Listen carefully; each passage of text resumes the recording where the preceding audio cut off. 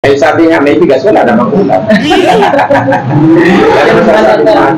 Mahalaga po yung bigas kaysa sa ulam. Ang lang, ang gagawa na ng paraan, iliwan mo ang kape. Iliwan mo ang pwede, iliwan mo kasi. Yan si ate.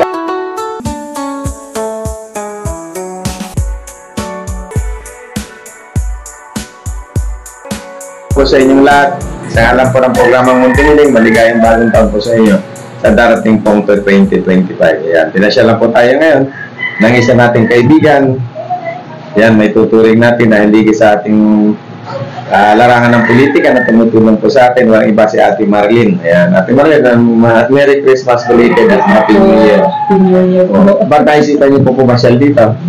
Ay, kasi nakikita kita lagi sa sa Muntingiling. Ang dami mong natulungan mula sa binangunan hanggang sa part ng Tuloy-tuloy ang pagtulong natin. Nakapapalit pa tayo pula. Oo nga. Pero wala akong politikong ini-endorso ganun po ba? Wala akong mayor, wala akong alam, wala akong chorek Ito yung pagtulong natin. Talagang tumutulong lamang tayo, dala ng ating programa. Yan, sa lahat po ng ating mga kababayan, ang inyong bangkito tumutulong po ng walang bayad ng anumang politika. Pero darating po ang araw, pasensya na po kayo. Ako may mag-i-endorso ng dapat na mayor na makakatulong sa ating mga kababayan, higit na sa mga kapuspalad ng mga nangangailangan. Kaya lang Ate Marie, mayroon tayong pinamimigay dito ng bigas. Yung bigas natin galing sa pamahalaang bayan ng Taytay. May nakasulat na Smile Taytay. Kaya ako ay nagpapasalamat sa ating buting Mayor Alan Dillon sa kanyang ipinadala mga bigas upang may pamahagi natin sa ating mga kababayan. May mga pumupunta nga dito na minsan sila daw ay Mayor Chorit, nag-iisip na baka daw magalit si Mayor dahil magtatanggap sila ng bigas, may nakasulat na Smile Taytay. Unang-una po sa lahat, liliwanagin ko lamang. Ang ibinigay po sa atin na bigas ng ating puting mayor, yan po ay galing sa Kabanang Bayan. Hindi po pag-aari ni naman yan, pagkos yan ay pag-aari ng lahat sa bayan. Pero ganun po po, pinasasalaman natin ang puting mayor Alan. Dahil siyempre, binahagi sa programang Muntingiling upang ibahagi ng walang pinipili. Maging chori ko alang ka man, wala naman ang pakialam akin. Ang akin ay tumulong, magtipagkaloob ang biyaya, at syempre nakita ng kaunting halaga. Dahil sabi nga, may bigas, wala namang ulam. Mahalaga po yung bigas kaysa sa ulam. Ang lang, ang gagawa na ng paraan, iliwan mo ang kape. Iliwan mo ang pwede, iliwan mo kasi. Yan si ate talagang. Ate, kung ito ang tatanungin ko, wala ko ini-endorso Kung darating ba ang halalan at na-endorso ako, tutulungan niyo ba? Yan, salamat po ate sa sagot po ninyo. Di ako lang naman tinatanong ate, dahil gusto ko kasing mananong mayor, yung mga katulong sa ating mga kabayan. Yung halimbawa, pupunta sa akin, may kailangan sa munisipyo, makakausap natin siyang personal na mayor, automatic sasagutin tayo. Mayroon ko ako ditong kababayan, meron tayong kababayan dito. Oo, hindi taga-Taytay, pero nangangailangan tulong. Pwede po ba natin matulungan? Agarang aksyon. Hindi yung pipila pa tayo roon, tapos kadulog-duluhan, wala rin pala. At ganun din sa munisipyo, pag sinabi po tayo doon kay parang Eduardo, kaya kay Kap Eduardo, kaya naman sa programang Muntingiling, tatawagan natin para mapabilis pa action na nanginginig tutulong tayo. Hindi yung hanapin pa natin yung dapat na baka mapuntay natin, pagpapasamasahan. Kaya ate, wala akong in-endorse Mayor Choret o Mayor Alan, wala pa tayong in-endorse. Pagkos ang pinakikiusap ko, darating ang isang araw, panahon, lalo na pag malapit ang halaga, mag-i-endorse ako. Sana tulungan ninyo. Ha? Tama ba ate? Kasi marami tayong mga kababayan ngayon na hindi makagalaw dahil sa hinihintay yung aking sinasabi. Ganun din kaya ate. Pumunta ka ng mag-isa mo, talagang sabi ko, pupunta ka ng mag-isa. Hindi yung ano ka, kailangan, din kanya-kanya tayong kung sasabihin na gawin natin supportahan. Paano ngayon, sa kapila, kasi siyempre, kung sinabi ni Trump na sa kapila, kasi kailangan po natin ipanalo yung kandidatong nanaisin ko. Kasi hindi naman ako mag-endorse yung mayor o mga konsyales na hindi tayo matutulungan higit na sa oras ng kagipitan. Dahil maraming konsyal ngayon, mga walang hiya kayong mga konsyal kayo. Maalala nyo lang yung mga botante pagka panahon ng eleksyon. Pupunta dyan sa inyo, base sa kanilang kwento, babalik-balikin nyo pa, naman ng sobre, 20, sinobre nyo pa, mga kaitado kayo. Di ba? Samantala dito sa programang Muntingiling, walang binibigay na 20 eh. Sasabihin niyo sa Edward, maraming utang niyo. Wala kayong pakialam. Talaga ako ibang sa utang. Ang dami kong utang. Pero hindi sad lang para tayo tumigil sa paglilingkod. Dahil sabi ko nga, pinaghahanda natin ang oras ng ating pagpanaw dahil hindi natin alam kung kailan tayo mamamatay. Dahil sabi nga ng Diyos, ay ang kaligtasan natin na nasalalay sa ating gawain. Diba? Kaya hindi tayo tumutulong. Walang bakit na naman. Kaya sino ka man, mapadyorin, papaalan, o ano ka man, kung tagasaan ka man, pag pumarito ka sa akin at nandito ako tumingin ka ng tulong, hindi namin kayo pababayaan at paalisin ng walang naibigay. Diba, ate? Kaya ngayon, wala pa tayong mayor, ha? Wala tayong konsyal. Pero may sinabi ako sa'yo sa picture mo, nasabi ko, huwag tayo pa picture doon, ha?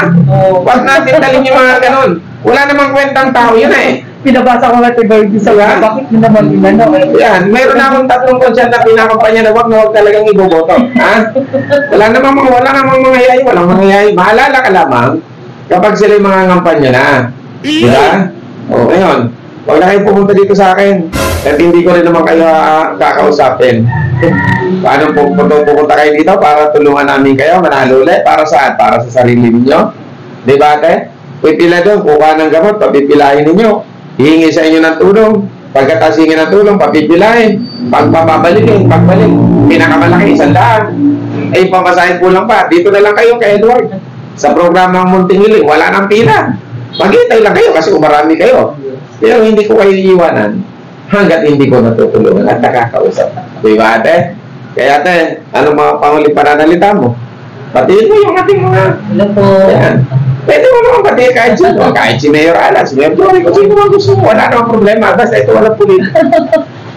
Hello po, magandang Merry Christmas po sa lahat sa New Year. Ako po yung nagagalak na pumunta rin po kay Cap Edward Panty. Hindi lamang dun sa ano niya, kundi sa Bukidili, na nakikita mo po na ang dami niyang natutulungan. So, nung sinabi ko sa kanya na pupunta ko dito, pinapapunta ko niya ako. Kaya ako nagpapasalamat dahil yung mga blessing niya, pinapakati ko talaga sa lahat. Hindi ko nangangailangan.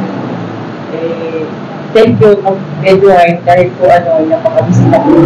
Ang tinitingnan naman kasi po natin yung puso natin, yung palabas natin natin. Basta ko po, kapag patuloy ako nananalangin sa inyo, yung kalakasan at yung negosyo nyo na lumagtupa para makakasal sa kayo sa ikaw. Ayan. Kaya tingin na natin parang nadidili yung tulong natin. Dahil kailangan ko mamahal po eh. Kasi yung ating ginagamit na pondo, wala naman nagbibigay sa atin pera. Pero nagpapasalamat ako sa mga nag-donate ng yero, kahoy. Ayan, di na namin kayo papapitin. Ayan, marami pong salamat sa inyo. At syempre, sa pamalambayan ng Taytay, sa pangunguna ng Buting Mayor Alan, maraming salamat para sa pinadala mong bigas. Hindi man ako humingi, talagang pinadala mo. Dahil sabi mo, para sa tao, ibabagay natin sa tao. Kaya, Ate Marin, ito po yung bigas. Pupa po tayo. Ayan. Nakalagay po dito, Smile Taytay. Kaya pamalahang bayan ng Taytay. Kaya ito po yung walang bayad na politika, pinadala ng ating Buting Mayor ng walang bayad politika at itulong sa tao, itinutulong po natin. Diba? Kasi yung iba pupunta dito, Kap, hindi namin matatanggap galing kay Mayor Alan. Bakit hindi personal nyo si Mayor? Wala namang kinalaman si pare. Si Mayor Rigitna, si Mayor Alan. Sa mga ganito, nagbibigyan na tao, huwag na natin masamay. Diba, ate? Yes. Tanggapin natin, biyaya ito. Unang-una, sa ngalan ng Panginoon, pangalawa, pero ng taong bayan ito. Diba? Yung pinamimigay niya. Mabuti nga't binahaginan tayo sa tao. Kaya tanggapin natin ng madot. Kaya, siyempre ate, sabi ko nga sa inyo, pumunta kayo dito, may bigas kayo, wala naman kayong pera. Ito po. Thank you, Lord. Okay? O yan, 500 yan natin. Para at least, pag-uwi mo, makabili ka ng ulam, may panganda ka na, sabi ka nun, kahit pa paano. Diba? Anong panguling pananalita natin? Okay. Higit sa lahat po sa Lord, dahil ginamit ko kayo ng instrument para makakatulong sa iba at hindi lamang sa buong Rizal natutulungan niyo po. At ako isa rin din yung mapalad na natulungan niyo po magmula pa noon hanggang ngayon at bibigyan pa kayo ng mahabang buhay ng Panginoon at happy family at maayos ang inyong negosyo para makatulong sa tuloy-tuloy. Habang kayo nabubuhay, tayo nabubuhay. Tapos God bless. Okay, sabihin natin, Almond, kung gusto nyo pumunta dito, punta kayo dito ni Almond kasi hindi ako makaalis. Ay, sabihin mo kayo, Ay, Almond, ito ako. Saan pa mo si nanay? Sino tatay? Saan ako dito? At sila yung mga kadaupang palad natin, makakwentuhan natin dahil hindi ako makababa. Dahil ang unang-una, daming pumupunta rito. Pangalawa, kailangan ko maghanap buhay. para may pagpatuloy natin ang ating tawain sa pagtulong sa ating mga kababayan. Kasi kung dati hindi ako maghahanap buhay, wala akong maitutulong. Kaya yung mga gusto mag-donate sa programang Munting Hiling, tatanggapin po nating maluwag sa ngalan ng paglilingkod. Yan ang pag-iusap ko naman po, baka pwede pa-subscribe po ng aking YouTube channel. Yan, Munting Hiling by Cap Edward. Pakipalo nyo na rin po at syempre, paki-like and share po ng aking mga pagtulong. Ang layunin po natin pagtulong at pag kumita man po ang ating mga vlog, daragdagan kita para may tulong natin sa ating mga kababayan. Kaya Ate Marlene, maraming salamat. Happy New Year.